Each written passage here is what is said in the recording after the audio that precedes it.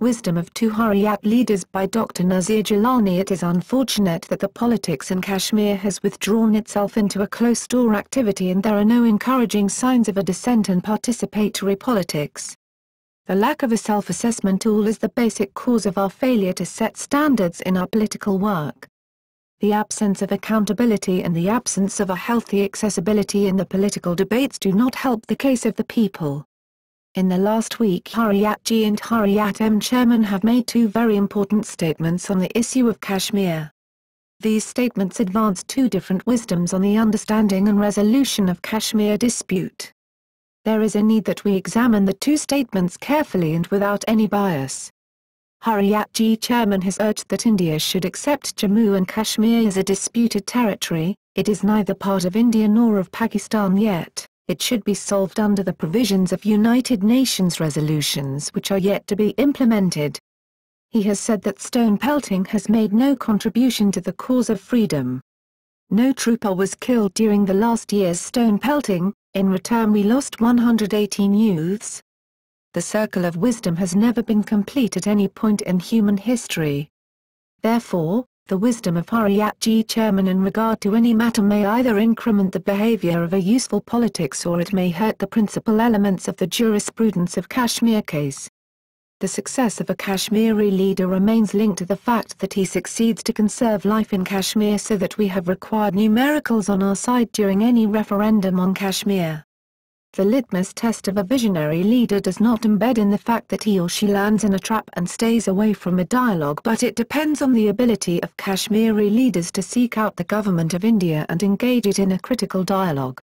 Hurriyat G has completely misdirected itself and has landed itself in a trap when it makes a demand that India should accept Jammu and Kashmir as a disputed territory.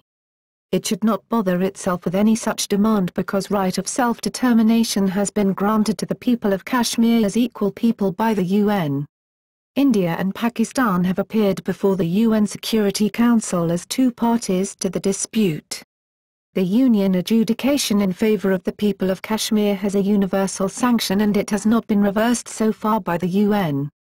The rights movement of the people of Jammu and Kashmir goes beyond the control of India and Pakistan as two member nations of UN. Hurriyat G needs to revisit its understanding as to in what manner Indian and Pakistani interest is embedded in Kashmir at the United Nations. There are no two opinions on the fact that India has rested its Kashmir case at the UN in the following manner: the question of the future status of Kashmir vis-à-vis her neighbours in the world at large, and a further question, namely, whether she should withdraw from her accession to India, and either accede to Pakistan or remain independent, with a right to claim admission as a member of the United Nations. All this we have recognized to be a matter for unfettered decision by the people of Kashmir, after normal life is restored to them. Indian representative to the UN. The advice that stone pelting has not been a good defense because it has cost 118 young lives is an exercise of mature judgment. Without any prejudice to the merits of a right regard for the loss of 118 lives, one would like to delve a little deeper into the understanding of our leaders in regard to the loss of a generation as a result of the use of militancy as a means to realize the right of self-determination. If stone are regarded as an ineffective means of defense, one wonders as to on what basis Kashmiri militancy was given an all-clear as an equal force to defeat the world's third-largest army.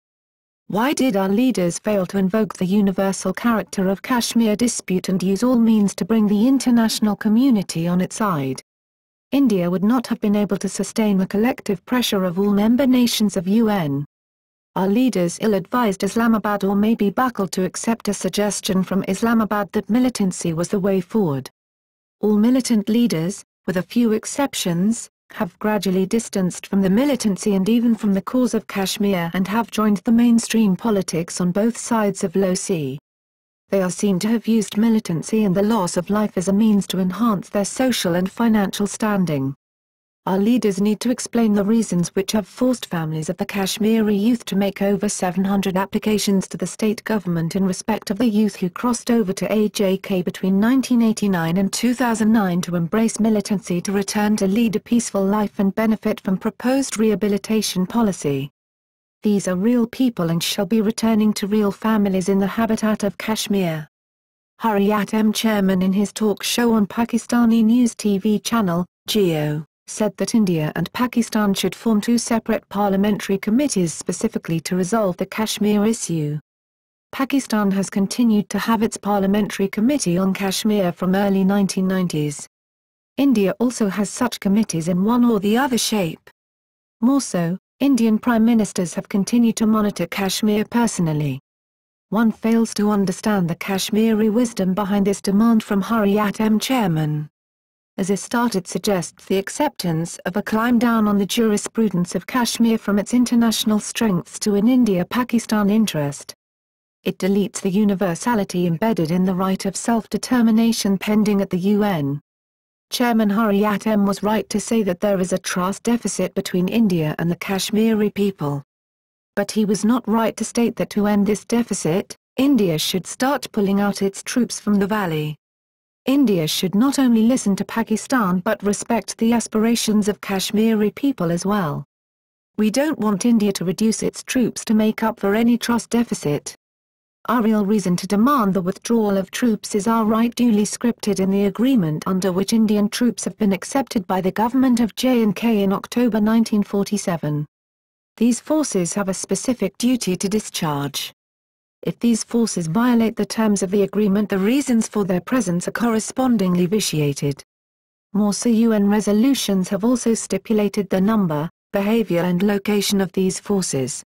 The case made out for the withdrawal of Indian troops from Kashmir does not correspond to the dignity and strength of Kashmir case. The two wisdoms make it clear that there is need to have an accountable, accessible and self-assessing political culture. Accountability, representation and participatory politics are need of the day. Politics can become a closed space when there is not enough room for opposing opinions. At the same time, there is an urgent need to make up for the gender and youth deficits seen in the two Hurriyats. Right of self-determination would remain an unrealizable dream if right to dissent is refused in Kashmir politics.